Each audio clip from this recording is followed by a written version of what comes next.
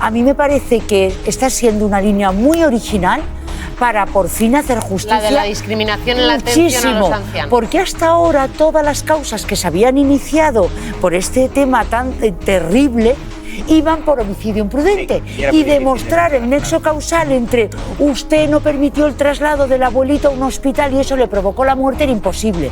¿Es descartable a día de hoy que, llegado un momento determinado, Díaz Ayuso pudiera ser imputada por las muertes en las residencias y ese protocolo con el que se decidió no llevar a ancianos de los geriátricos a los hospitales? Hay que entender la naturaleza de la acción, porque eso da bastantes respuestas a esta pregunta. En esta ocasión ha habido un cambio de estrategia jurídica y se denuncia por un delito de discriminación y no por un delito de negligencia, para resumirlo, ¿no? La discriminación consistiría en que se denegó una prestación de asistencia sanitaria por razón de discapacidad o por razón de enfermedades previas, y esto se considera que supondría un trato discriminatorio sobre el cual no existe una justificación suficiente, porque a los residentes en estas situaciones no se les derivó a hospitales públicos y tampoco se ofreció asistencia médica en la residencia, no se medicalizó la residencia. Por tanto, en las denuncias se apunta hacia quienes elaboraron o decidieron sobre los llamados protocolos de la vergüenza, y hay que ver quiénes fueron. Entonces se apunta contra cargos autonómicos que han sido llamados a declarar como investigados, pero si se acreditara que hay cargos políticos, incluso hipotéticamente la propia presidenta autonómica. ¿Y ahora qué ha ocurrido? Que tiran del 511 del Código Penal, que dice, no, mire, no voy a ir por ahí, voy a ir, porque hay un dentro de los delitos contra los derechos fundamentales, hay un tipo penal que castiga que usted discrimine, en este caso, por razón de la enfermedad. Dos discriminaciones en todo esto, al menos que yo vea. Una es la discriminación política, cuando se establece directamente un baremo para que las personas que están en residencias por el lugar, ya son discriminados por lugar, las de las residencias no, pero es que luego hay una segunda criba que es todavía más dura, que es la económica, porque de las personas que estaban en las residencias públicas que tenían tarjeta privada, esas sí fueron al hospital. Los que no tenían tarjeta privada, no. Son ciudadanos de segunda, claro, y esos no fueron. Pero fíjate, es que yo siempre he incidido en esa parte porque me parece que es lo que clarifica muy bien que sí hubo una discriminación, que no había un problema de sitio, había un mando único en la Comunidad de Madrid, Gobierno de Madrid en ese momento. Había centros privados y centros públicos. Por tanto, el responsable de mandar al quien tenía un seguro privado, da igual la compañía, no quiero citar nombres, pero da igual la tarjeta sanitaria privada que tuvieras, a esos ancianos, y lo han declarado en distintas causas, sí se les derivó a centros. Algunos se salvaron y otros no. A los que estaban en residencias y tenían que ir a centros de la Seguridad Social se quedaron atrapados en las residencias. Bueno, y eso tendrá que aclararlo quien aplicó los protocolos y por qué a unos triajes sí y a otros vale, vamos. Vamos a ver, las cosas se han archivado por algo. Ahora conviene... No, mira, Bea, no. Bea, no. Resulta que es que nosotros, es que hemos vivido aquí la pandemia, lo vivimos, Iñaki, bastante. El Supremo decidió que aquí no había responsabilidades. Por homicidio imprudente. Perdona, para mí es un error, porque claro que hubo muchas responsabilidades. Por ejemplo, aquellos que dijeron que a lo sumo habría 2 o 3 casos, como mucho, evitando cualquier tipo de medida de prevención, tanto individual como colectivamente, en residencias, en hospitales, en colegios. La Comunidad de Madrid fue la única comunidad, los que seguimos el tema de verdad, sí que lo sabemos, que cerraron los centros de mayores, que cerraron las visitas a las residencias y los colegios. Madrid y el País Vasco, quiero recordar, antes que nadie. Realmente esto va a ser archivado y es una operación política. Parece mentira que el Partido Socialista... Un segundo, es que tengo una pregunta también para hacerle a Bea, y es si se te ocurre qué posible línea de defensa podrían seguir los ahora imputados en esta acusación de discriminación. Pues ellos tienen algo a lo que agarrarse. Claro, la base es ¿por qué ha habido archivos hasta ahora? Porque la acusación era imprudente y por tanto era imposible establecer ese nexo. Y ahora ¿cómo se pueden, vamos a decir, salvar?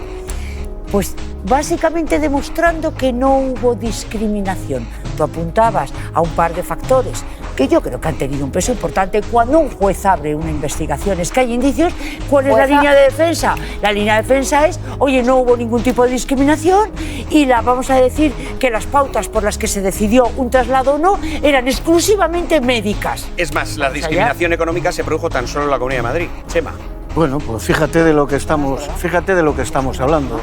Y a todo ello, además, incorporando desplantes, incorporando desprecio, calificando de que estas son las mierdas con las que viene la izquierda permanentemente a la Asamblea de Madrid. ¿Cuánto se resuelve con ejercicios de humildad y de reconocimiento de errores? Y aquí estamos hablando de una cifra exacta que proviene de los propios datos de la comunidad autónoma. 7.291 muertos en las residencias de mayores de la Comunidad de Madrid. Y no vamos a ser fariseos, habrá que asumir eso que se llaman triajes y estas cosas, pero con transparencia, con conocimiento. Y al mismo tiempo, si la justificación es no les vamos a llevar a los hospitales porque se van a contagiar más, porque los hospitales eran tal, les vamos a medicalizar en la residencia en la que están. Y eso no se hizo nunca, eso no se hizo nunca. Por lo tanto, esto tiene que aclararse, tiene que investigarse y alguien tiene que asumir responsabilidades y pedir disculpas, ya ni perdón, disculpas. No les importa utilizar a los muertos como arma política. Fiscalía tendrá que decir por qué de repente ha cambiado el criterio y desde el punto de vista político hay algunos que hacen la política desde la muerte y por tanto a esos es difícil desde luego poder decirles nada. Los muertos son de izquierda, yo creo que es una falta de respeto absoluto a la vida de la gente y a la experiencia vital de la gente. Hay que respetar a la gente, sea de derecha, sea de izquierda, estén muertos o estén vivos. Y no se puede hacer el discurso que hace el alcalde de los madrileños con lo que estamos escuchando. Ofende, molesta los oídos, por lo menos a mí. ¿Crees que habrá justicia sobre los muertos en las residencias? Yo espero que la haya, porque los muertos, aunque sean de izquierda, aunque sean de derecha, necesitan reparación y justicia. En este país tenemos una trayectoria histórica lamentable de que nunca se le hace justicia a los muertos. ¿Qué hubiera pasado en este país si no hubiera habido, por ejemplo, un Manolo Rico que no se ha rendido nunca denunciando lo que ha pasado con las víctimas de Madrid? ¿Qué hubiera pasado? Porque han sido 5 años de una paciencia insobornable, recordándonos todos los días a los ciudadanos de Madrid y a los ciudadanos de todo el Estado lo que había ocurrido en Madrid. Porque desde la política y desde los responsables lo que han querido es silencio, como los muertos del señor Almeida, y ocultación. Y eso es lo que hay que denunciar políticamente. Y luego, efectivamente, que la justicia haga su papel. Manuel, simplemente un titular sobre una pregunta que mucha gente se está haciendo. Esto puede, y luego vamos a preguntar al juez Bosch, ¿esto puede llevar a la imputación de Díaz Ayuso en un momento dado? Ya sé que ahora mismo no está, pero el hecho de que haya exaltos cargos que están siendo imputados, ¿se cierra definitivamente la puerta para que Ayuso sea imputada o podemos llegar a verlo? ¿Lo descartas? A ver, yo lo que creo es que sus declaraciones son claves para dos personas, básicamente la viceconsejera de Sanidad en aquel momento, Ana Dávila, y sobre todo para el consejero de Sanidad en aquel momento, Ruiz Escudero, porque es bastante inverosímil que dos personas, cargos con rango de dirección general, fuesen a tomar estas medidas o estas decisiones por ellos solos. Y yo creo que hay que ser prudente e ir paso a paso y ver las declaraciones que hay y otras diligencias de investigación que se puedan adoptar. Pero que el tema, la cadena de mando no terminaba en el director general de Coordinación Sociosanitaria, yo creo que eso lo sabemos todos. Le quiero preguntar, cuando usted ha escuchado frases por parte de la propia Ayuso, de miembros del gobierno madrileño, de no se salvaban en ningún sitio, se iban a morir igual, etcétera, etcétera, ¿usted qué piensa cuando escucha ese tipo de frases? Bueno, pues pienso que es una absoluta falta de empatía, porque además no es cierto.